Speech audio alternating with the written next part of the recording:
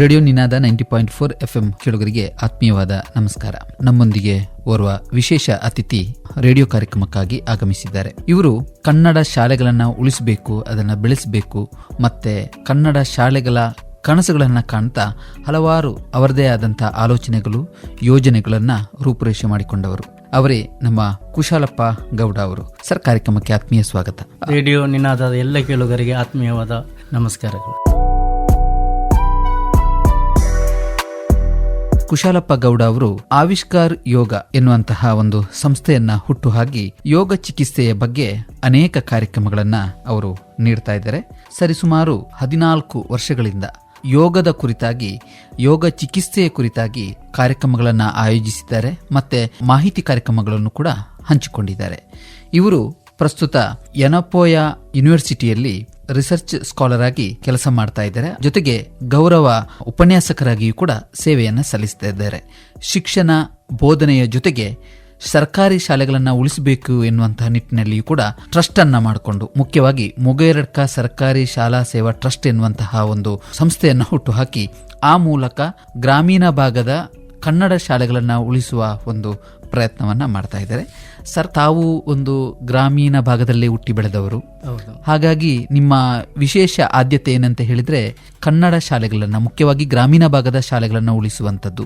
ಈ ನಿಟ್ಟಿನಲ್ಲಿ ನೀವು ಯಾಕೆ ಈ ಒಂದು ಪ್ರಯತ್ನಕ್ಕೆ ಮುಂದಾದ್ರಿ ಅಂತ ಹೇಳ್ಬೋದಾ? ಈಗಾಗಲೇ ನೀವು ಪರಿಚಯ ಮಾಡಿದ ರೀತಿಯಲ್ಲಿ ನಾನು ಸಹ ಒಬ್ಬ ಗ್ರಾಮೀಣ ಪ್ರದೇಶದಿಂದ, ಒಂದು ಕಾಲದಲ್ಲಿ ಕುಗ್ರಾಮ ಅಂತ ಗುರುತಿಸಿಕೊಂಡಂತಹ ಬೆಳ್ತಂಗಡಿ ತಾಲೂಕಿನ ಮುಗ್ರು ಗ್ರಾಮದಿಂದ ಬಂದವನು. ಪ್ರಸ್ತುತ ನಾನು ಮಂಗಳೂರು ನೆಲೆಸಿದ್ರೂ ಸಹ ನನ್ನ ಪ್ರಾರಂಭದ ವಿದ್ಯಾಭ್ಯಾಸ ಮುಗ್ಗೂರು ಗ್ರಾಮದಲ್ಲಿ ಪ್ರಾರಂಭ ಆಯಿತು. ಕ್ರಮೇಣ ನಾನು ಹೆಚ್ಚುವರಿ ವಿದ್ಯಾಭ್ಯಾಸ ಮತ್ತು ಉದ್ಯೋಗಕ್ಕೋಸ್ಕರ ಮಂಗಳೂರಿಗೆ ಹೋಗಿ ಅಲ್ಲಿ ನನ್ನ PUC ಇಂದ ಡಿಗ್ರಿ ತನಕ ಸಂಧ್ಯಾ ಕಾಲೇಜಿನಲ್ಲಿ ಕಲಿತು ಮತ್ತೆ 3 ವಿಷಯದಲ್ಲಿ ಸ್ನಾತಕೋತ್ತರ ಪದವಿಯನ್ನು ಪೂರೈಸಿದೆ. MSc ಯೋಗ ವಿಜ್ಞಾನದಲ್ಲಿ, MSW ಸಮಾಜ ಸೇವೆಯಲ್ಲಿ, ಮತ್ತೆ MPhil ಡೆವಲಪ್ಮೆಂಟ್ ಸ್ಟಡಿಯಲ್ಲಿ ನನ್ನ ವಿದ್ಯಾಭ್ಯಾಸ ಆಯಿತು. ಪ್ರಸ್ತುತ ನನ್ನ PhD ಅಧ್ಯಯನ ನಡೀತಾ ಇದೆ. ಇಷ್ಟೆಲ್ಲ ವಿದ್ಯಾಭ್ಯಾಸ ಮಾಡಲಿಕ್ಕೆ ಬೀಜ ಕೊಟ್ಟಿರುವಂಥದ್ದು ನಮ್ಮ ಗ್ರಾಮೀಣ ಶಿಕ್ಷಣ, ಅದರಲ್ಲೂ ಸಹ ಸರ್ಕಾರಿ ಶಾಲೆಗಳು. ಆದರೆ ಪ್ರಸ್ತುತ ನಾವು ನೋಡಿದರೆ ನಮ್ಮ ಸರ್ಕಾರಿ ಶಾಲೆಗಳ ಪರಿಸ್ಥಿತಿ ಶೋಚನೀಯವಾಗಿದೆ. ಅದರಲ್ಲೂ ಸಹ ವಿದ್ಯಾರ್ಥಿಗಳ ಸಂಖ್ಯೆ ಕಡಿಮೆ ಆಗಿರುವಂತಹದ್ದು ಅಥವಾ ಆ ಶಾಲೆಯ ಕಟ್ಟಡಗಳ ಪರಿಸ್ಥಿತಿ ಆಗಿರ್ಬೋದು, ಇದು ಎರಡನ್ನೂ ನಾವು ಗಮನಿಸಿದರೆ ಕ್ರಮೇಣ ಸರ್ಕಾರಿ ಶಾಲೆಗಳು ಕುಂಠಿತ ಆಗಬಹುದು ಅನ್ನುವಂತಹ ವಿಚಾರನು ನಮ್ಮ ಗಮನಕ್ಕೆ ಬರ್ತಾ ಇರುವಾಗ, ವಿಶೇಷವಾಗಿ ನಮ್ಮ ಗ್ರಾಮದ ಶಾಲೆಯ ಪರಿಸ್ಥಿತಿನೂ ಹಾಗೇನೇ ಇದೆ. ಪ್ರಸ್ತುತ 1ನೇ ಕ್ಲಾಸಿನಿಂದ 5ನೇ ಕ್ಲಾಸಿನ ತನಕ ನಮ್ಮ ಶಾಲೆಯಲ್ಲಿ ಖಾಲಿ 16 ಮಂದಿ ಮಕ್ಕಳು ಇರುವಂತದ್ದು. ಅದರಲ್ಲಿ ಈ ವರ್ಷ ಒಂದು 6-7 ಮಂದಿ ಮಕ್ಕಳು ಹೊರಗೆ ಹೋದರೆ ಖಾಲಿ 9 ಮಂದಿ ಮಕ್ಕಳು ಇರುವಂತಹ ಸನ್ನಿವೇಶದಲ್ಲಿದ್ದೀವಿ. ಈ ಸಂದರ್ಭದಲ್ಲಿ ನಾವು ಯಾವ ರೀತಿ ನಮ್ಮ ಶಾಲೆಯನ್ನು ಉಳಿಸಿಕೊಳ್ಬೇಕು ಅನ್ನುವುದಕ್ಕೆ ಒಂದು ಚಿಂತನೆಯನ್ನು ಮಾಡಿದ್ವಿ. ಯಾಕೆಂತ ಹೇಳಿದ್ರೆ ನಮ್ಮ ಹಿರಿಯರು ಎಷ್ಟೋ ಶ್ರಮಪಟ್ಟು ಗ್ರಾಮಕ್ಕೆ ಒಂದು ಶಾಲೆ ಬೇಕು ಅಂತ ಚಿಂತನೆ ಮಾಡಿ ಆ ಕಾಲದಲ್ಲಿ ಅದನ್ನು ಕಟ್ಟಿ ಬೆಳೆಸಿದ್ರು. ಆಗ ಯಾವುದೇ ರೀತಿಯ ಮೂಲ ಸೌಲಭ್ಯಗಳು ಇರಲಿಲ್ಲ. ಇವತ್ತು ಎಲ್ಲ ಸೌಲಭ್ಯಗಳಿದೆ, ಅಭಿವೃದ್ಧಿ ಆಗ್ತಿದೆ, ಎಲ್ಲ ವ್ಯವಸ್ಥೆಗಳಿದೆ. ಆದರೂ ಸಹ ಶಾಲೆಯ ಪರಿಸ್ಥಿತಿ ಶೋಚನೀಯವಾಗಿದೆ ಅಂತ ಹೇಳಿದ್ರೆ ನಾವೆಲ್ಲ ಗಂಭೀರವಾಗಿ ಚಿಂತನೆ ಮಾಡಬೇಕಾದಂತಹ ವಿಷಯ ಅಂತ ಹೇಳೋದಕ್ಕೆ ನಾನು ಈ ಸಂದರ್ಭದಲ್ಲಿ ಉಲ್ಲೇಖ ಮಾಡ್ತಾ ಇದ್ದೇನೆ. ದಿನನಿತ್ಯ ಗಮನಿಸ್ತಾ ಇದ್ದೇವೆ, ಅದು ಮಾಧ್ಯಮ ಆಗಿರ್ಬೋದು, ಸಾಮಾಜಿಕ ಮಾಧ್ಯಮಗಳಾಗಿರ್ಬೋದು, ಅಥವಾ ಬೇರೆ ಬೇರೆ ರೀತಿಯಾದಂತಹ ವ್ಯವಸ್ಥೆಗಳಾಗಿರ್ಬೋದು, ಕನ್ನಡವನ್ನು ಉಳಿಸಬೇಕು ಅಂತ ಒಂದು ಕಡೆಯಲ್ಲಿ ಹೋರಾಟದಂತಹ ವಿಷಯಗಳು ಬರ್ತದೆ, ಕನ್ನಡ ಶಾಲೆಗಳನ್ನು ಉಳಿಸಬೇಕೆನ್ನುವಂತ ಮಾತುಗಳು ಬರ್ತದೆ. ಆದರೆ ಅದಕ್ಕೆ ಧುಮುಕುವವರು ಬಹಳ ವಿರಳ ಅಂತ ಹೇಳಬಹುದು. ಆ ನಿಟ್ಟಿನಲ್ಲಿ ನೀವೊಂದು ದತ್ತು ತಗೊಳ್ಳುವಂತ ಹಂತಕ್ಕೆ ಬಂದು ಹೊಸತನದ ಒಂದು ಪ್ರಯೋಗವನ್ನ ಮಾಡ್ತಾ ಇದ್ದೀರಿ. ಅದರ ಬಗ್ಗೆ ಸ್ವಲ್ಪ.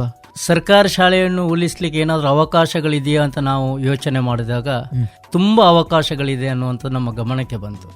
ವಿಶೇಷವಾಗಿ ಸರ್ಕಾರವೇ ಇವತ್ತು ಬೇರೆ ಬೇರೆ ರೂಪದಲ್ಲಿ, ಅದು ವ್ಯಕ್ತಿಗಾಗಿರ್ಬೋದು, ಸಂಸ್ಥೆಗಾಗಿರ್ಬೋದು, ಸಂಘಟನೆಗಾಗಿರ್ಬೋದು, ಸರ್ಕಾರಿ ಶಾಲೆಯನ್ನು ಒಂದು ರೀತಿಯ ನೇತೃತ್ವವನ್ನು ಕೊಟ್ಟು ಆ ಶಾಲೆಯನ್ನು ಅಭಿವೃದ್ಧಿಪಡಿಸಲಿಕ್ಕೆ ಅವಕಾಶ ಕೊಟ್ಟಿದೆ. ಅದು ಪೋಷಣ ಕಾರ್ಯಕ್ರಮ ಅಂತೇಳಿ ಸರ್ಕಾರದ ಒಂದು ಕಾರ್ಯಕ್ರಮ. ಆ ಕಾರ್ಯಕ್ರಮದ ಅಡಿಯಲ್ಲಿ ಒಂದು ಶಾಲೆಯನ್ನು ಯಾರಾದರೂ ದತ್ತು ಸ್ವೀಕಾರ ಮಾಡಿ ಆ ಶಾಲೆಗೆ ಬೇಕಾದಂತಹ ಮೂಲ ಸೌಕರ್ಯಗಳನ್ನು ಕೊಟ್ಟು ಆ ಶಾಲೆಗೆ ಬೇಕಾದಂತಹ ವಿದ್ಯಾರ್ಥಿಗಳನ್ನು ಹೆಚ್ಚಿಸುವಲ್ಲಿ ಆಗಿರ್ಬೋದು, ಗುಣಮಟ್ಟದ ಶಿಕ್ಷಣವನ್ನು ಕೊಡುವಲ್ಲಿ ಆಗಿರ್ಬೋದು, ಅಥವಾ ಶಾಲೆಗೆ ಬೇಕಾದಂತಹ ಬೇರೆ ರೀತಿಯ ಸೌಲಭ್ಯಗಳನ್ನು ಒದಗಿಸುವುದಕ್ಕೆ ಆ ಪೋಷಣ ಕಾರ್ಯಕ್ರಮದ ಅಡಿಯಲ್ಲಿ ಇದು ಅವಕಾಶ ಇದೆ ಅಂತ ನಮ್ಮ ಗಮನಕ್ಕೂ ಬಂತು. ಅದು ಯಶಸ್ವಿಯಾಗಿ ಎಷ್ಟೋ ಶಾಲೆಗಳಲ್ಲಿ ಅನುಷ್ಠಾನ ಆಯಿತು.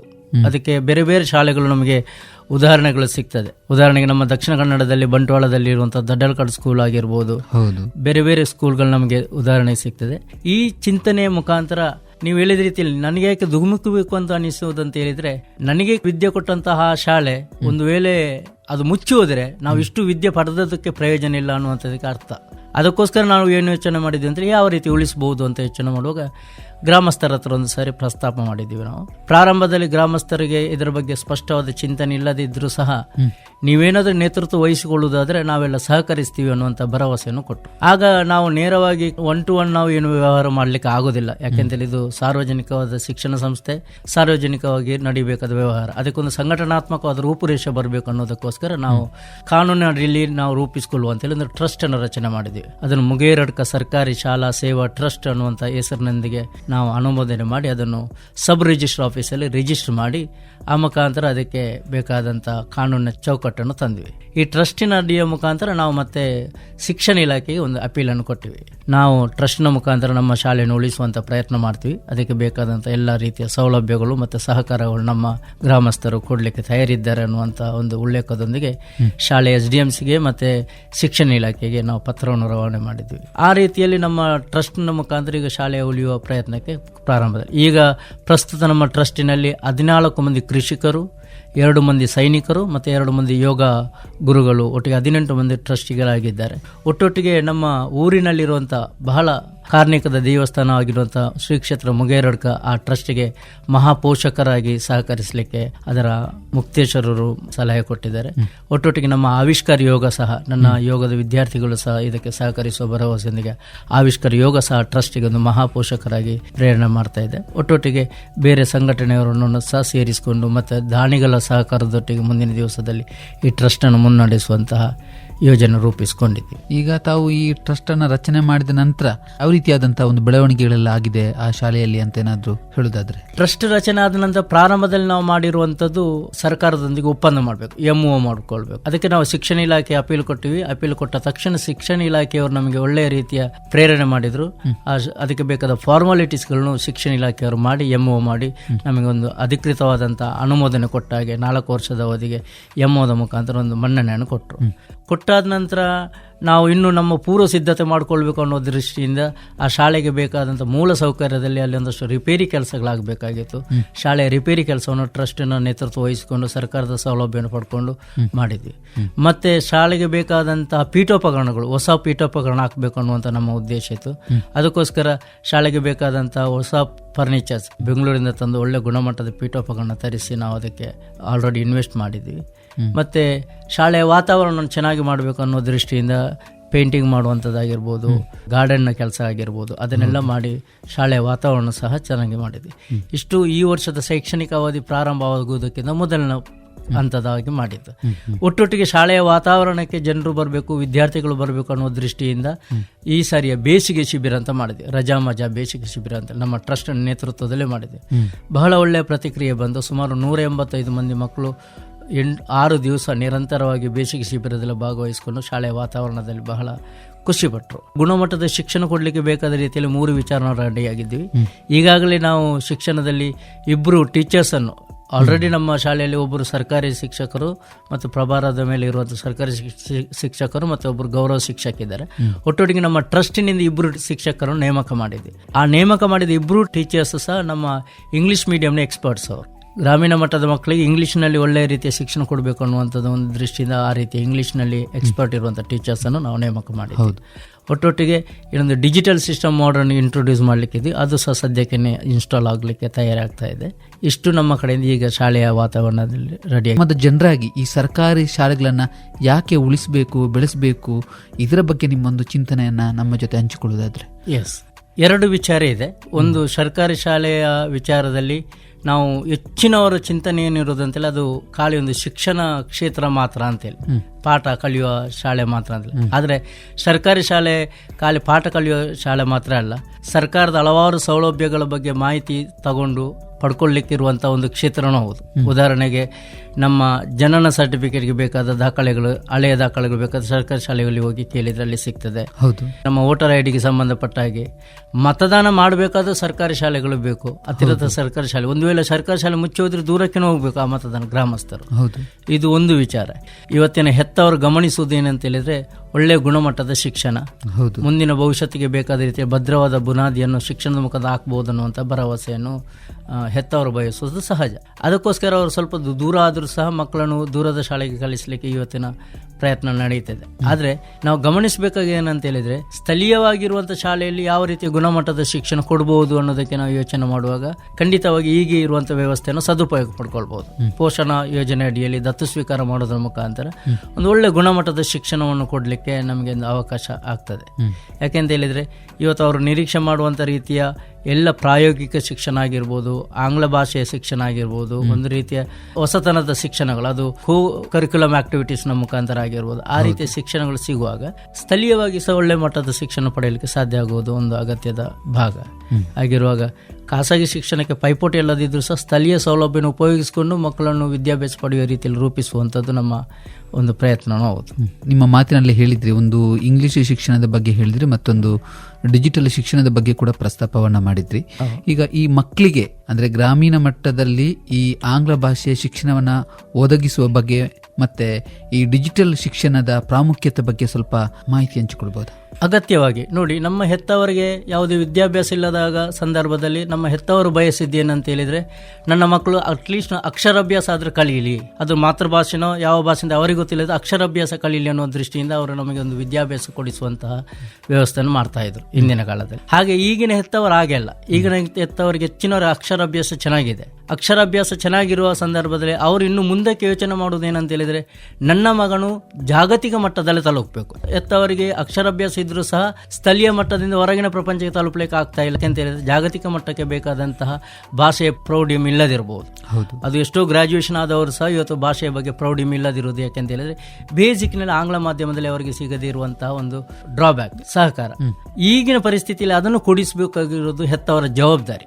ಯಾಕೆಂದ್ರೆ ಮುಂದಿನ ದಿವಸದಲ್ಲಿ ಇಡೀ ಪ್ರಪಂಚನ ತಲುಪಲಿಕ್ಕೆ ಸಾಧ್ಯ ಆಗುವಂತ ಎಲ್ಲ ಅವಕಾಶಗಳು ಮಕ್ಕಳ ಕೈಯಲ್ಲಿ ಇರ್ತದೆ. ಅದು ಚಿಕ್ಕ ಮಟ್ಟದಿಂದ ಹಿಡಿದು ದೊಡ್ಡ ಮಟ್ಟದ ವಿದ್ಯಾಭ್ಯಾಸದಲ್ಲೂ ಅದೊಂದು ಅವಕಾಶ ಇದೆ. ಹಾಗೆ ಪ್ರಾರಂಭದ ಹಂತದಲ್ಲೇ ಮಕ್ಕಳಿಗೆ ಇಂಗ್ಲಿಷಿನ ಶಿಕ್ಷಣ ಸಿಗಬೇಕು, ಅದು ಅಂಗನವಾಡಿನಲ್ಲಿ ಸಿಗಬೇಕು. ಅದರ ಬಗ್ಗೆ ನಾನು ಮುಂದಕ್ಕೆ ಮಾತಾಡ್ತೇನೆ. ಯಾಕೆಂದ್ರೆ ಈಗ ಸರ್ಕಾರ ಅದರ ಬಗ್ಗೆ ಚಿಂತನೆ ಮಾಡಿದೆ. LKG UKG ಅನ್ನೋ ಶಿಕ್ಷಣ ಅದು ಖಾಸಗಿ ಶಿಕ್ಷಣ ಸಂಸ್ಥೆಯಲ್ಲಿ ಮಾತ್ರ ಅಲ್ಲ, ಸರ್ಕಾರದ ಶಿಕ್ಷಣ ವ್ಯವಸ್ಥೆ ಮಧ್ಯಗೂ ಬಂದಿದೆ, ತರಲಿಕ್ಕೆ ಸಾಧ್ಯ ಆಗಬೇಕು ಮತ್ತು ತರಬೇಕು. ಈಗ LKG UKG ಮಕ್ಕಳಿಗೆ ವಿದ್ಯಾಭ್ಯಾಸ ಇಂಗ್ಲೀಷಲ್ಲಿ ಸಿಗ್ತಾ ಹೋದರೆ ಇಂಗ್ಲೀಷಿನ ಪ್ರೌಢಿಮೆ ಜಾಸ್ತಿ ಆಗ್ತಾ ಹೋಗ್ತದೆ. ಯಾಕೆಂತ ಹೇಳಿದ್ರೆ ಅದು ಶಬ್ದಗಳ ಕಲಿಯುವ ವಿಚಾರ ಆಗಿರ್ಬೋದು, ಪ್ರೊನೌನ್ಸಿಯೇಷನ್ ಇರ್ಬೋದು, ಗ್ರಾಮರ್ಗಳಿರ್ಬೋದು, ಕಮ್ಯುನಿಕೇಶನ್ ಸ್ಕಿಲ್ಗಳಾಗಿರ್ಬೋದು, ಅದು ಚಿಕ್ಕದಿಂದಲೇ ಸ್ಟಾರ್ಟ್ ಆಗ್ತಾ ಹೋದಾಗ ಸಹಜವಾಗಿ ಆ ಮಗುವಿಗೆ ಆತ್ಮವಿಶ್ವಾಸ ಬರ್ತಾ ಹೋಗ್ತದೆ. ಮುಂದಿನ ದಿವಸದಲ್ಲಿ ಅವರು ಕಾಂಪಿಟೇಟಿವ್ ಎಕ್ಸಾಮ್ಗೆ ರೆಡಿ ಆಗಬೇಕಾದ ಅಂದ್ರೆ ಹೈಸ್ಕೂಲ್ ಲೆವೆಲ್ಗೆ ಬರುವಾಗ ಸಬ್ಜೆಕ್ಟ್ ಓರಿಯೆಂಟೆಡ್ ಆಗುವಾಗ ಅವ್ರು ತ್ವರ ಆಗ್ತಾ ಹೋಗ್ತಾರೆ. ಈಗ ಫಿಸಿಕ್ಸ್, ಕೆಮಿಸ್ಟ್ರಿ, ಬಯಾಲಜಿ ಏನಾದ್ರು ಕಲಿಬೇಕಾದ್ರೂ ಒಂದೊಂದು, ಫಾರ್ ಎಕ್ಸಾಂಪಲ್ ಬಯಾಲಜಿಯ ಬಗ್ಗೆ ನಾವು ಕಲಿಬೇಕಾದ್ರೆ LKG UKG ಮಕ್ಕಳಿಗೆ ದೇಹದ ಅಂಗಾಂಗದ ಬಗ್ಗೆ ಇಂಗ್ಲಿಷ್ನಲ್ಲಿ ಶಬ್ದಗಳು ಗೊತ್ತಿರಬೇಕು. ಜೀರ್ಣಾಂಗ ಕ್ರಿಯೆ ಅಂತ ನಾವು ಕನ್ನಡದಲ್ಲಿ ಕಲಿಸಿಕೊಟ್ಟ ತಕ್ಷಣ ಅದನ್ನು ಹೈಯರ್ ಲೆವೆಲ್ಗೆ ಹೋಗಿ ಪಿಕಪ್ ಮಾಡ್ಕೊಳ್ಳಿಕ್ಕೆ ಕಷ್ಟ ಆಗ್ತದೆ. ಅದನ್ನು ಈಗಲೇ ಡೈಜೆಸ್ಟಿವ್ ಸಿಸ್ಟಮ್ ಅಂತ ಕಲಿಸಿಕೊಡುವುದನ್ನು ರೂಢಿಸಿಕೊಂಡ್ರೆ ಬಹಳ ಸುಲಭ ಆಗ್ತಾ ಹೋಗ್ತದೆ. ಅದಕ್ಕೋಸ್ಕರ ಪ್ರಾರಂಭದ ಹಂತದಲ್ಲಿ ಮಕ್ಕಳಿಗೆ ಆಂಗ್ಲ ಮಾಧ್ಯಮದ ಶಿಕ್ಷಣ ಬೇಕು. ಎರಡನೇದು ಬರುವಂತದ್ದು ಡಿಜಿಟಲ್ ಶಿಕ್ಷಣ. ಇವತ್ತು ನಮ್ಮ ಅಂಗೈಯಲ್ಲೇ ನಮ್ಮ ಎಲ್ಲ ವ್ಯವಸ್ಥೆಗಳಿದೆ. ನಮ್ಮ ಚಿಕ್ಕ ಮೊಬೈಲ್ ಇದ್ರೆ ಇಡೀ ಪ್ರಪಂಚದಲ್ಲಿ ಏನಾಗ್ತಾ ಇದೆ ಅಂತ ನಮಗೆ ಗಮನಿಸಲಿಕ್ಕೆ ಸಾಧ್ಯ. ಈಗಿನ ಪರಿಸ್ಥಿತಿ ನಾವು ಏನಂತ ಕೇಳೋದಿದೆ, ಭಾರತ ಪಾಕಿಸ್ತಾನದಲ್ಲಿ ಯುದ್ಧ ಆಗ್ತಾ ಇದ್ರೆ ಎಲ್ಲ ವಿಚಾರಗಳು ಮನೆಯ ಸಾಮಾನ್ಯ ಜ್ಞಾನ ವ್ಯಕ್ತಿಗೂ ಸಹ ಗೊತ್ತಿದೆ, ವಿದ್ಯಾಭ್ಯಾಸ ಅನಕ್ಷರಸ್ಥರಿಗೂ ಗೊತ್ತಿದೆ, ಕೇಳಿಯೋ ನೋಡಿ ಅದು ಗೊತ್ತಾಗ್ತಾ ಉಂಟು. ಅಷ್ಟರ ಮಟ್ಟಿಗೆ ಡಿಜಿಟಲ್ ವ್ಯವಸ್ಥೆ ನಮ್ಮನ್ನು ಎಜುಕೇಟ್ ಮಾಡ್ತಾ ಇದೆ. ಮಿಸ್ಯೂಸ್ ಮಾಡ್ಕೊಳ್ಳೋರು ಮಿಸ್ಯೂಸ್ ಮಾಡ್ತಾರೆ, ಅದೇ ಸದುಪಯೋಗ ಪಡ್ಕೊಳ್ಳುವವರಿಗೆ ಉತ್ತಮವಾದ ಅವಕಾಶ.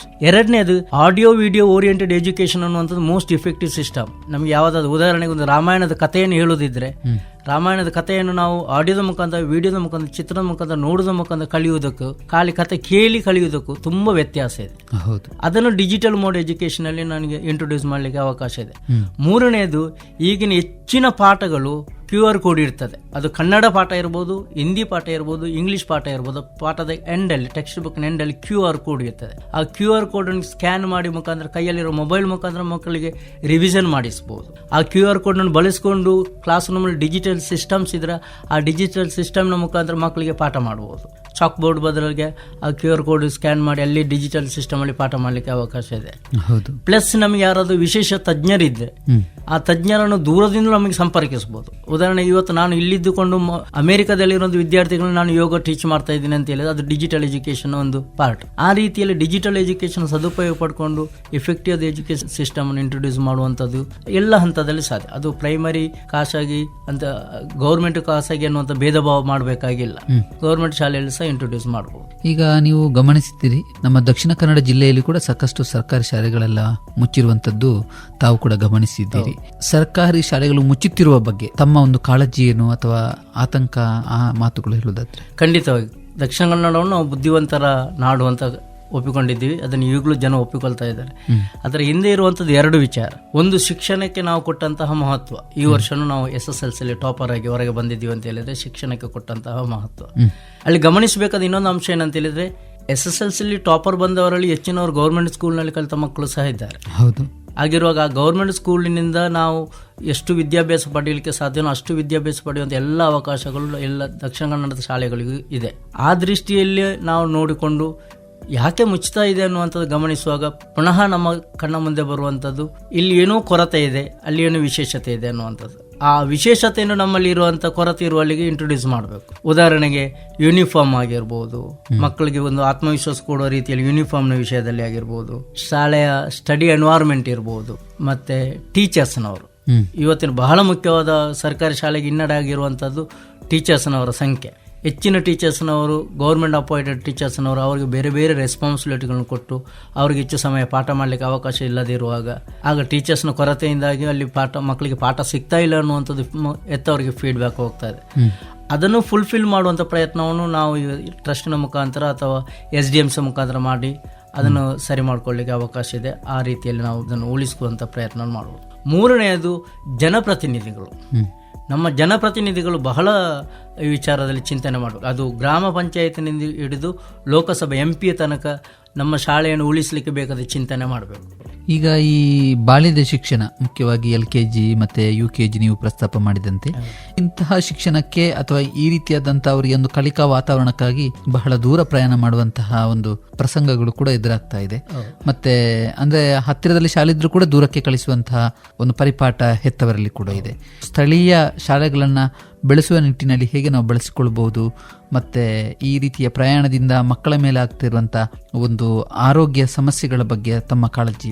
ಒಳ್ಳೆಯ ವಿಚಾರ. ಯಾಕೆಂತ ಹೇಳಿದ್ರೆ, ನಾನು ಆಗ್ಲೇ ಹೇಳಿದ ರೀತಿಯಲ್ಲಿ ಹೆತ್ತವರಿಗೆ ಇವತ್ತು ಒಳ್ಳೆ ವಿದ್ಯಾಭ್ಯಾಸ ಕೊಡೋದು ಫಸ್ಟ್ ಪ್ರಿಫರೆನ್ಸ್ ಆಗಿರ್ತದೆ. ಒಳ್ಳೆ ವಿದ್ಯಾಭ್ಯಾಸ ಅಂತ ಹೇಳುವಾಗ ಚಿಕ್ಕ ಪ್ರಾಯದಲ್ಲಿ ಅವರಿಗೆ ರೀತಿಯಲ್ಲಿ ಒಂದು ರೀತಿಯ ಆಂಗ್ಲ ಮಾಧ್ಯಮದ ಶಿಕ್ಷಣ, LKG UKG 1ನೇ ಕ್ಲಾಸ್ನಲ್ಲಿ ಆಂಗ್ಲ ಮಾಧ್ಯಮದ ಶಿಕ್ಷಣ ಕೊಡುವಂಥದ್ದು, ಆ ಮುಖಾಂತರ ಮಕ್ಕಳನ್ನು ದೊಡ್ಡ ಮಟ್ಟದಲ್ಲಿ ಎಜುಕೇಶನ್ ತಯಾರು ಮಾಡುವಂಥದ್ದು ಪರಿಕಲ್ಪನೆ ಅದು ಸಹಜ, ಅದು ಬೇಕು ಸಹ. ಅದೇ ಸಂದರ್ಭದಲ್ಲಿ ಎಷ್ಟೋ ಎತ್ತವರು ಗಮನಿಸ್ತಾ ಇಲ್ಲ. ಬಾಲ್ಯದ ಶಿಕ್ಷಣ ಅಂತ ಹೇಳಿದ್ರೆ ಯಾವ ರೀತಿ ಇರಬೇಕು, ಅದು ಯಾವ ರೀತಿಯಲ್ಲಿ ಮಕ್ಕಳಿಗೆ ತಲುಪಬೇಕು ಅಂತ ಹೇಳುವಾಗ ಅದು ಒತ್ತಡ ಪೂರ್ವಕವಾಗಿರಬಾರ್ದು, ಅದು ಆನಂದ ಪೂರ್ವಕವಾಗಿರ್ಬೇಕು. ಎಂಟರ್ಟೈನ್ಮೆಂಟ್ ಆಗಿ ಖುಷಿಯಲ್ಲಿ ಮಕ್ಕಳು ಹೊರಗೆ ಹೋಗುವ ರೀತಿಯಲ್ಲಿ, ಕಲಿಕಾ ಕೇಂದ್ರಕ್ಕೆ ಹೋಗುವ ರೀತಿಯಲ್ಲಿ ಇರಬೇಕು. ಅದು ಯಾವುದೇ ಮಾಧ್ಯಮ ಆಗಿರ್ಬೋದು. ಹಾಗೆ ಆಗಬೇಕಾದ್ರೆ ಆ ಮಕ್ಕಳ ಹತ್ತಿರದ ಶಾಲೆಗೆ ಹೋಗ್ಲಿಕ್ಕೆ ರೂಢಿಸಿಕೊಳ್ಬೇಕು.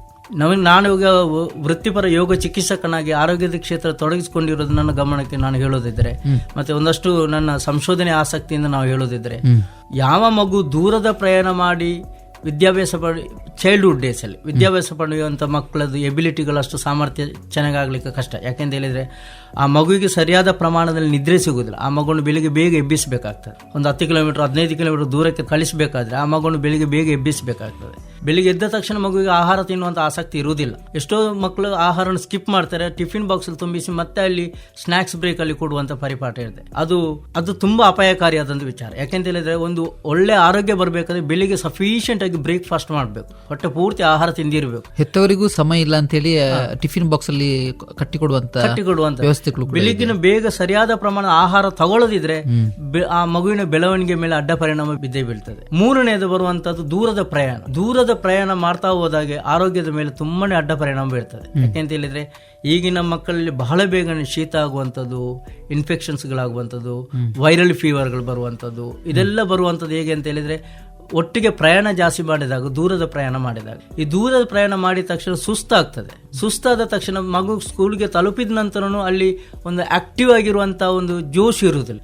ಅದಕ್ಕೋಸ್ಕರ ಮಗುವನ್ನು ಖುಷಿಯಲ್ಲಿ ಚಿಕ್ಕ ಹತ್ತಿರ ಕಲಿಸಿಕೊಟ್ರೆ ಮಗು ಖುಷಿಯಲ್ಲಿ ಕಲಿಯಲಿಕ್ಕೆ ಇಂಟ್ರೆಸ್ಟ್ ಆಗ್ತದೆ. ಇನ್ನು ಅಲ್ಲಿಂದ ರಿಟರ್ನ್ ಬರುವಾಗ ನಾವು ಗಮನಿಸಬೇಕು, ಅಷ್ಟು ದೂರ ಹೋಗಿ ಬೆಳಗ್ಗಿಂದ ಸಂಜೆ ತನಕ ಕ್ಲಾಸ್ ರೂಮ್ ಎನ್ವೈರನ್ಮೆಂಟ್ನ ಒಳಗಡೆ ಇದ್ರೆ ಅದು ಇನ್ನೂ ಅಪಾಯಕಾರಿ. ಅಲ್ಲಿ ಈಕೋ ಫ್ರೆಂಡ್ಲಿ ವಾತಾವರಣ ಇದ್ರೆ ತೊಂದರೆ ಇಲ್ಲ, ಪರಿಸರ ಸ್ನೇಹಿಯಾದಂಥ ಆಟದ ವಾತಾವರಣ ಇದ್ದುಕೊಂಡಿದ್ದು ಮಕ್ಕಳು ಎಂಟರ್ಟೈನ್ಮೆಂಟ್ ಅಲ್ಲಿ ಎಂಜಾಯ್ಫುಲ್ ಆಗಿದ್ರೆ ತೊಂದರೆ ಇಲ್ಲ. ಖಾಲಿ ಕ್ಲಾಸ್ ರೂಮ್ ಟೀಚಿಂಗ್ ಅಂತೇಳಿ ಬೆಳಗಿನ ಸಂಜೆ ತನಕ ಕ್ಲಾಸ್ ರೂಮ್ ಅಲ್ಲಿ ಇದ್ದುಕೊಂಡಿದ್ರೆ ಅದೊಂದು ರೀತಿಯ ಅಡ್ಡ ಪರಿಣಾಮ ಇರ್ತದೆ.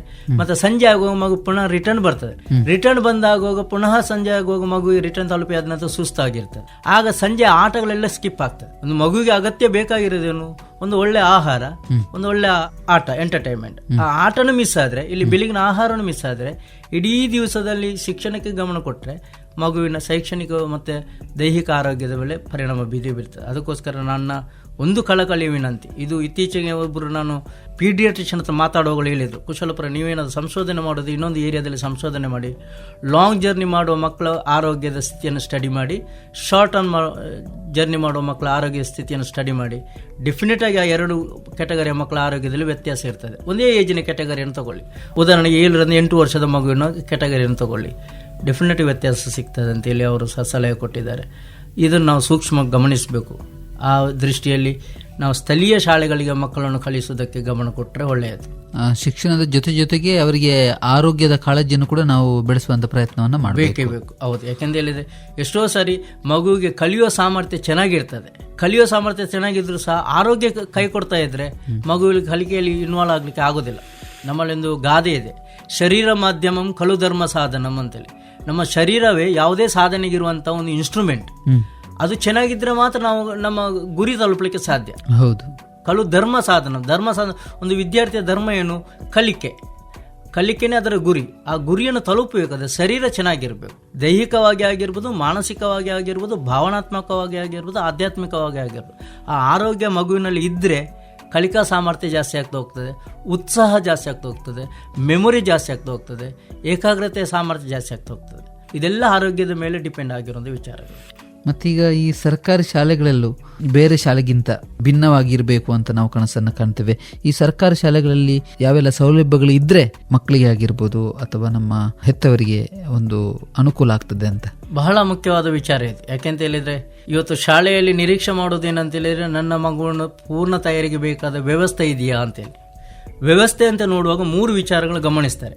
ಒಂದು ಇನ್ಫ್ರಾಸ್ಟ್ರಕ್ಚರ್, ಆ ಶಾಲೆಗೆ ಬೇಕಾದ ರೀತಿಯಲ್ಲಿ ಕಟ್ಟಡಗಳು, ಕ್ಲಾಸ್ ರೂಮ್ಸ್ಗಳು, ಅದಕ್ಕೆ ಬೇಕಾದಂಥ ಮೂಲಭೂತ ಸೌಕರ್ಯದ ಕಟ್ಟಡ ಉಂಟಾ ಅಂತ ನೋಡ್ತಾರೆ. ಹೆಚ್ಚಿನ ಸರ್ಕಾರಿ ಶಾಲೆಗಳು ಇವತ್ತಿನ ಹಂಚಿನ ಮಾಡಿನಲ್ಲಿ ಇರುವಂತಹ ಸರ್ಕಾರಿ ಶಾಲೆಗಳು, ಹೌದು, ಅದನ್ನು ಅಭಿವೃದ್ಧಿಪಡಿಸಲೇಬೇಕಾದ ಅನಿವಾರ್ಯತೆ ಇದೆ. ಅದಕ್ಕೋಸ್ಕರ ಸರ್ಕಾರನು ಸಮಯ ಕೊಡಬೇಕು, ಹಣ ಕೊಡಬೇಕು, ಚಿಂತನೆ ಮಾಡಬೇಕು. ಒಟ್ಟೊಟ್ಟಿಗೆ ಬೇರೆ ಬೇರೆ NGOಗಳಿದೆ ಅದಕ್ಕೋಸ್ಕರ, ಈ ಕಟ್ಟಡಗಳಿಗೆ ಸಪೋರ್ಟ್ ಆಗುವಂಥ NGOಗಳಿದೆ. ಆ ಮುಖಾಂತರ ನಾವು ಒಂದು ರೀತಿಯಲ್ಲಿ ಪ್ರಯತ್ನ ಮಾಡೋದು ನಮ್ಮ ಒಂದು ಭಾಗ. ಕಟ್ಟಡ ಚೆನ್ನಾಗಿದೆ, ಕ್ಲಾಸ್ ರೂಮ್ಸ್ ಚೆನ್ನಾಗಿದೆ ಅಂತೇಳಿ ಒಂದು ಹಂತಕ್ಕೆ ಪೇರೆಂಟ್ಸಿಗೆ ಕಾನ್ಫಿಡೆನ್ಸ್ ಬರ್ತದೆ. ಎರಡನೇದು ಬರುವಂಥದ್ದು ಗುಣಮಟ್ಟದ ಶಿಕ್ಷಣ. ಗುಣಮಟ್ಟದ ಶಿಕ್ಷಣ ಅಂತ ಹೇಳಿದರೆ ಅಲ್ಲಿ ಪಾಠ ಮಾಡುವಂಥ ಟೀಚರ್ಸ್ನವರು ಯಾವ ರೀತಿ ಇದ್ದಾರೆ, ಅಲ್ಲಿ ಮ್ಯಾನೇಜ್ಮೆಂಟ್ ನೋಡ್ಕೊಳ್ಳುವವರು ಯಾರಿದ್ದಾರೆ, ಅವರ ಬ್ಯಾಕ್ಗ್ರೌಂಡ್ ಏನು ಅನ್ನುವಂಥದ್ದು. ಇವತ್ತು ಎಷ್ಟೋ ನಮ್ಮ ಶಿಕ್ಷಣ ವ್ಯವಸ್ಥೆಯಲ್ಲಿ ಅದು ತುಂಬಾ ದೊಡ್ಡ ಮಟ್ಟದ ವ್ಯತ್ಯಾಸ ಇದೆ. ಅಡ್ವರ್ಟೈಸ್ಮೆಂಟ್ ಚೆನ್ನಾಗಿರ್ತದೆ, ಒಳಗಡೆ ಹೋದ್ರೆ ಎಂಥದ್ದು ಇರೋದಿಲ್ಲ. ಅಡ್ವರ್ಟೈಸ್ಮೆಂಟ್ ಅಲ್ಲಿ ಯೋಗ ಕಲಿಸ್ತೀವಿ ಅಂತ ಅಡ್ವರ್ಟೈಸ್ಮೆಂಟ್ ಮಾಡ್ತಾರೆ, ಯೋಗ ಉಂಟು ಅಂತೇಳಿ. ಆದ್ರೆ ಆ ಶಾಲೆಗೆ ಅಪ್ರೋಚ್ ಮಾಡಿ ನಿಮ್ಮಲ್ಲಿ ಟೀಚರ್ ಇದ್ದಾರೆ ಅಂತ ಕೇಳಿ ಯೋಗ ಟೀಚರ್ ಇದ್ದಾರೆ ಅಂತ ಹೇಳಿದ್ರೆ ಇರುವುದಿಲ್ಲ. ಯಾರದೋ ಸಬ್ಜೆಕ್ಟ್, ಬೇರೆ ಸಬ್ಜೆಕ್ಟ್ ಟೀಚರ್ ಹತ್ರ ಯೋಗವನ್ನು ವಾರಕ್ಕೊಂದು ದಿವಸನೋ ತಿಂಗಳಿಗೊಂದು ಸರಿ ಮಾಡಿ ಅದರನ್ನು ಚಂದ ಫೋಟೋ ಹಾಕಿ ಡಾಕ್ಯುಮೆಂಟರಿ ಇಡುವವರು ಮತ್ತೆ ಆಡಿಯೋ ವಿಡಿಯೋದಲ್ಲಿ ತೋರಿಸೋರು. ಗುಣಮಟ್ಟದ ಶಿಕ್ಷಣದಲ್ಲಿ ಮೋಸ ಮಾಡಬಾರ್ದು. ಯಾವ ಸಬ್ಜೆಕ್ಟ್ ಅನ್ನು ಟೀಚ್ ಮಾಡ್ತಾರೋ ಆ ಸಬ್ಜೆಕ್ಟ್ ಕ್ವಾಲಿಫೈಡ್ ಟೀಚರ್ಸ್ ಅನ್ನು ಅಪಾಯಿಂಟ್ ಮಾಡಿ ಆ ಕ್ವಾಲಿಫೈಡ್ ಟೀಚರ್ಸ್ ನಿಂದಲೇ ಪಾಠ ಮಾಡಿಸಬೇಕು. LKG UKG ಆಗಿರ್ಬೋದು, 1ನೇ ಕ್ಲಾಸಿಗೆ ಆಗಿರ್ಬೋದು, 10th ಆಗಿರ್ಬೋದು, ಡಿಗ್ರಿಗೆ ಆಗಿರ್ಬೋದು, ಆ ಸಬ್ಜೆಕ್ಟ್ ಎಕ್ಸ್ಪರ್ಟ್ಸ್ ಟೀಚರ್ಸ್ ಇಂದಲೇ ಟೀಚ್ ಮಾಡಿಸಬೇಕು. ಈಗ for example LKG UKG start ಮಾಡ್ತೇವೆ ಅಂತ ಹೇಳಿದ್ರೆ ಆ ಟೀಚರ್ಗೆ ಮಾಂಟೆಸರಿ ಟ್ರೈನ್ಡ್ ಆದಂತ ಟೀಚರ್ಸೇ ಬೇಕು. ಹೌದು, ಅಟ್ಲೀಸ್ಟ್ ಮಾಂಟೆಸರಿ ಟ್ರೈನ್ ಆದಂಥ ಸ್ಕಿಲ್ಡ್ ಟೀಚರ್ಸ್ ಅನ್ನಾದರೂ ಗೆಸ್ಟ್ ಟೀಚರ್ಸ್ ಮುಖಾಂತರ ಅವರಿಗೆ ಟ್ರೈನ್ ಮಾಡಿ ಆ ಎಜುಕೇಶನ್ ಅನ್ನು ಕೊಡಿಸಬೇಕು. ಈ ರೀತಿಯ ಕ್ವಾಲಿಟಿ ಎಜುಕೇಶನ್ ಅಲ್ಲಿ ಕಾಂಪ್ರಮೈಸ್ ಮಾಡ್ಕೊಳ್ಬಾರ್ದು. ಅದನ್ನು ಎತ್ತವರು ನಿರೀಕ್ಷೆ ಮಾಡ್ತಾರೆ. ಅದು ಸಿಗ್ತದಂದ್ರೆ ಪ್ರತಿ ಎತ್ತವರು ಕೇಳಬೇಕು, ನೀವು ಇಷ್ಟೆಲ್ಲ ಫೆಸಿಲಿಟಿ ತೋರಿಸ್ತಿದ್ದಾರೆ, ಇದರ ಎಕ್ಸ್ಪರ್ಟ್ಸ್ಗಳು ಯಾರು, ಟೀಚರ್ಸ್ ಯಾರು, ಅಪಾಯಿಂಟೆಡ್ ಯಾರು ಅಂತ ಕೇಳಬೇಕು. ಇವತ್ತಿನ ಎಷ್ಟೋ ಎತ್ತವರು ಅದ್ರ ಗಮನಿಸುವುದೇ ಇಲ್ಲ. ಹೌದು. ಮೂರನೆಯದು ಇರುವಂತದ್ದು ಅಲ್ಲಿಗೆ ಬೇಕಾದಂತ ಬೇಸಿಕ್ ಸಪೋರ್ಟಿವ್ ಥಿಂಗ್ಸ್ಗಳು, ಸಪೋರ್ಟ್ ಏಡ್ಸ್ ಅಂತ ಕರೀತೀವಿ. ಉದಾಹರಣೆಗೆ laboratory, computer lab, library, digital system, play ground, play materials, ಮತ್ತೆ ಆ ರೀತಿಯಲ್ಲಿ ಎಷ್ಟೋ ಸ್ಕೂಲ್ಗಳಿಗೆ ಇವತ್ತು ಖಾಸಗಿ, ನಾನು ಕಾಂಪಿಟೇಷನ್ಗೆ ಅಂತ ಹೇಳ್ತಾ ಇರೋದ್ರೆ, ಎಷ್ಟೋ ಸ್ಕೂಲ್ಗಳಲ್ಲಿ 1,000 ಮಕ್ಕಳು ಇದ್ರೆ ಅಲ್ಲಿ ಒಂದು 1000 ಸ್ಕ್ವೇರ್ ಫೀಟ್ ನಷ್ಟು ಗ್ರೌಂಡ್ ಇರುವುದಿಲ್ಲ. ಇವತ್ತು ಸರ್ಕಾರಿ ಶಾಲೆಗಳು ಹಾಗೆ ಅಲ್ಲ. ಸರ್ಕಾರಿ ಶಾಲೆಗಳು ಒಂದು 500 ಸ್ಕ್ವೇರ್ ಫೀಟ್ ನ ಬಿಲ್ಡಿಂಗ್ ಇದ್ರೆ ಸಾಧಾರಣ 10,000 ಸ್ಕ್ವೇರ್ ಫೀಟ್ ನಷ್ಟು ಗ್ರೌಂಡ್ ಇದೆ. ಆ ಮಕ್ಕಳಿಗೆ ಬೇಕಾದಂತ ಒಂದು ವಾತಾವರಣದಲ್ಲಿ ಗ್ರೌಂಡ್ ಸಹ ಮುಖ್ಯ. ಇದನ್ನು ಗಮನಿಸಬೇಕು. ಸಪೋರ್ಟಿವ್ ಥಿಂಗ್ಸ್ಗಳು, ಲ್ಯಾಬೊರೇಟರಿಗಳು ಸಹ, ಲ್ಯಾಬೊರೇಟರಿಯಲ್ಲಿ ಸಹ ಎಷ್ಟೋ ಸಾರಿ ನಾವು ಲ್ಯಾಬೊರೇಟರಿ ಅಂತ ತೋರಿಸ್ತೀವಿ, ಒಂದು ಮೈಕ್ರೋಸ್ಕೋಪ್ ಸಹ ಇರುವುದಿಲ್ಲ. ಆ ರೀತಿಯಾಗಿ ಈ 3 ಥಿಂಗ್ಸ್ಗಳನ್ನು ಸರಿಯಾದ ರೀತಿಯ ವ್ಯವಸ್ಥೆಯನ್ನು ನಾವು ಮಾಡಿದ್ರೆ ಗ್ರಾಮೀಣ ಮಟ್ಟದ ಮಕ್ಕಳಿಗೆ ಸಹ ಒಳ್ಳೆ ರೀತಿಯ ಕ್ವಾಲಿಟಿ ಎಜುಕೇಶನ್ ಸಿಗಲಿಕ್ಕೆ ಸಾಧ್ಯ ಆಗುತ್ತೆ. ಖಾಸಗಿ ಶಾಲೆಗಳಿಗೆ ಏನು ಕಮ್ಮಿ ಇಲ್ಲ ಎನ್ನುವಷ್ಟರ ಮಟ್ಟಿಗೆ ಸರ್ಕಾರಿ ಶಾಲೆಯ ಬಗ್ಗೆ ಕೂಡ ವಿಶೇಷವಾದಂತಹ ಒಂದು ಭಿತ್ತಿಪತ್ರವನ್ನ ತಾವು ಬಿಡುಗಡೆ ಮಾಡಿದ್ರಿ, ಮತ್ತೆ ಅದರಲ್ಲಿ ಸಾಕಷ್ಟು ಅಂಶಗಳನ್ನ ಹಂಚಿಕೊಂಡಿದ್ರಿ. ಈ ರೀತಿಯಾದಂತಹ ಒಂದು ಆಲೋಚನೆ ನಿಮ್ಗೆ ಹೇಗೆ ಬಂತು? ಅಡ್ವರ್ಟೈಸ್ಮೆಂಟ್ ಅನ್ನುವಂಥದ್ದು ಪಾರ್ಟ್ ಆಫ್ ದ ಪ್ರೊಫೆಷನ್. ಅದು ಯಾವುದೇ ಪ್ರೊಫೆಷನ್ ಇರ್ಬೋದು. ಈವನ್ ನಾವೇನಾದ್ರೂ ಫ್ರೀ ಆಫ್ ಕಾಸ್ಟ್ ಏನಾದ್ರೂ ಕೊಡುವುದಿದ್ರೆ ಅಲ್ಲಿ ಜಾಹೀರಾತು ಇದ್ರೆ ಮಾತ್ರ ಆ ಪ್ರಾಡಕ್ಟ್ ರೀಚ್ ಆಗ್ತದೆ.